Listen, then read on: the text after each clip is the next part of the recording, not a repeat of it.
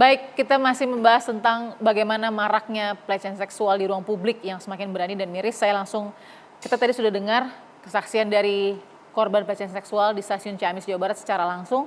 Apa yang bisa diambil pelajaran dari situ, Bu Sri Suari? Mungkin bisa Ibu Sri analisa dulu. Penyelesaiannya sudah tepat belum dengan Kapolsek dan lain-lain tadi kronologinya? Hal yang kita catat pertama dari penyampaian Mbak Isfi, ketika si pelaku keluar dari kamar mandi itu kan dia tidak didampingi oleh petugas perempuan. Idealnya petugas perempuan. Kalaupun toh tidak tugas perempuan, HP yang ada pada pelaku itu tidak serta-merta bisa dibuka oleh siapapun di situ yang bukan perempuan. Sebaiknya seperti itu. Artinya apa? Di sini tergambar bahwa oke, slogan ada, tetapi tidak serta-merta bagaimana sistem itu dibangun secara kompleks gitu, secara lengkap gitu ya. Andai kata korbannya laki, apa yang dilakukan? Andai kata korbannya perempuan, apa yang dilakukan? Lalu fasilitasi dari pejabat atau pemberi penyedia layanan itu seperti apa? Memberikan jaminan bagaimana juga harus melaporkan, harus memberikan kesaksian misalnya. Nah, ini mungkin menjadi pelajaran berharga bagi kita semua pada seluruh penyedia jasa layanan publik agar ketika slogan itu dicetuskan ke publik, jangan hanya berhenti di situ, langsung dibuat langkah-langkah yang komprehensif sehingga korban laki-laki bagaimana, korban perempuan mana atau yang gender minoritas seperti apa juga, semua harusnya sudah tersedia di situ, sehingga siapapun yang ada di situ tahu bagaimana pelayanan yang harus diberikan. Yang juga patut kita kritisi juga, andai kata tadi Mbak Isfi itu adalah seorang pekerja atau wanita bekerja, wanita karir. Apakah itu tidak menghambat nih proses-proses seperti ini? Barangkali kita perlu memikirkan, ada Ibu Komnas HAM, ada rekan saya Mbak Joyain. Barangkali ada satu terobosan baru di dalam rangka penegakan hukum. Kita lihat konstruksi sosial kita masih memposisikan korban itu pada posisi yang sangat tidak nyaman. Dia sudah menjadi korban, langsung respon sosial pun dalam posisi korban itu sangat tidak nyaman. Boro-boro ya, rasa dilindungi sama sekali tidak nyaman. Lalu mau berhadapan dengan hukum itu dibutuhkan keberanian dan pengorbanan yang cukup besar.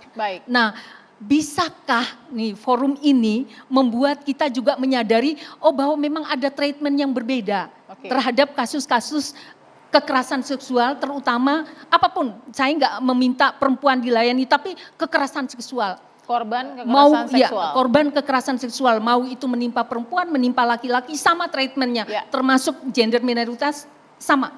Nah, inilah yang patut kita jangan lagi pada terobosan pada sistem hukum yang bersifat korban harus datang.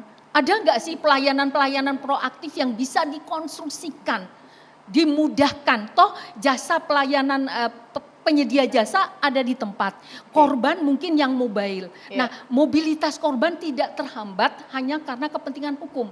Toh kita bisa memberikan kesaksian lewat Zoom. Toh juga kita bisa di BAP lewat Zoom. Barangkali nanti sekarang Bu Sri Mulyani aja tanda tangan elektronik. Kenapa BAP enggak? Nah, barangkali ini kita mulai suarakan sehingga penyedia jasa publik apapun dalihnya ini sudah mulai digairahkan. Jadi tadi yang kronologi dikatakan oleh Mbak Isfi masih kurang efisien dan efektif untuk korban ya? Saya bilang bukan kurang ya, tidak ada. Baik, Mbak belum Zoya. ada. Saya mau dengar Mbak Zoya. Mbak Zoya, dari kronologi yang terjadi dan dialami Mbak Isfi gimana yang dianalisa? Sangat-sangat tidak perspektif korban. Ya, jadi kenapa kita tidak diberi kemudahan ini, Mbak Isfi tadi buat saya luar biasa loh. Dalam keadaan gemetar, ya dia keluar ngelaporkan.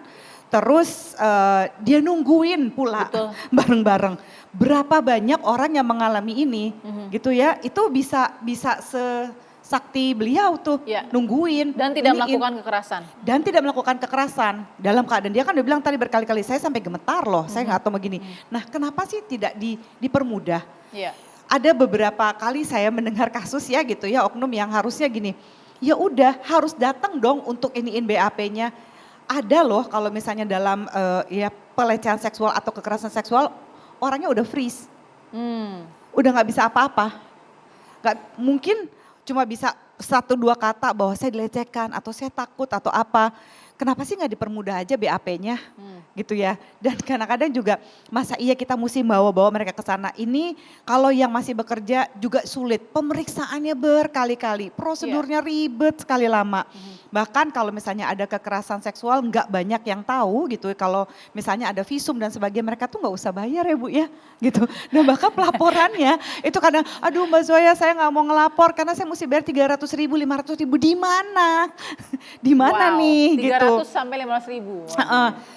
Siapa yang minta, oknum kepolisian mana yang minta, pasti saya akan tanyain begitu kan gitu. Catat namanya, ininya segala macam biar nanti saya laporin ke Ibu Sri saya bilang gitu misalnya. Kita boleh cek kali ya, Mbak Isvi, sorry saya mau banget. cek nih Mbak Isvi nih. Mbak Isvi ada mengeluarkan uang nggak untuk melakukan BAP?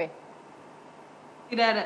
Bagus, oke. Tadi dicatat ya, Polseknya berarti bersih ya Mbak ya, aman. dan menjalankan tugasnya. Oke, lanjut lagi Mbak Zoya tadi. Iya, nah kayak gini-gini kan kenapa sih nggak dibantu gitu? Kayak misalnya sakleknya prosedur itu loh yang kadang-kadang juga sama sekali tidak ada perspektif korban. Kayak harus datang melaporkan orangnya sendiri, harus hadir. Kalau misalnya mungkin kalau nggak ada task force-nya gitu ya, misalnya oh nggak bisa datang, tidak ada dananya apapun itu untuk menemui korban. Ya kenapa sih nggak pakai Zoom? Apa ia nggak bisa melakukan assessment dengan cara demikian? Dan kalau misalnya seperti taruhlah LPSK gitu ya atau yang lainnya, dan di kepolisian sendiri kan juga ada biro psikologinya, kan bisa loh untuk datang ke sana melakukan assessment, pemeriksaan dan sebagainya gitu. Dan kalau misalnya gini, orang ya kalau kecelakaan, misalnya dia kecelakaan kakinya patah, gitu belum sempat operasi, nggak ada tuh yang nyuruh jalan aja ya. Kenapa kalau pelecehan seksual ya orangnya lagi stres, lagi freeze, lagi tonic immobility, dipaksain harus membuat laporan. Come on.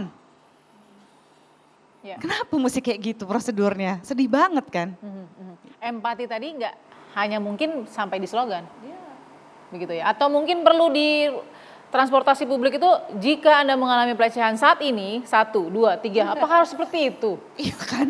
Sampai sedetail itu kan? Oke, saya mau nanti ke tentu Komisioner Komnas Perempuan Ibu Ami di sini, tapi kita harus jeda dulu Bu Ami ya. Tetap semangat ya Bu ya, kita harus kasih ini gimana caranya empati itu mesti tetap menyala dan kemudian solusinya itu lebih solutif gitu Bu. Kita akan sambung lagi di Perempuan Bicara.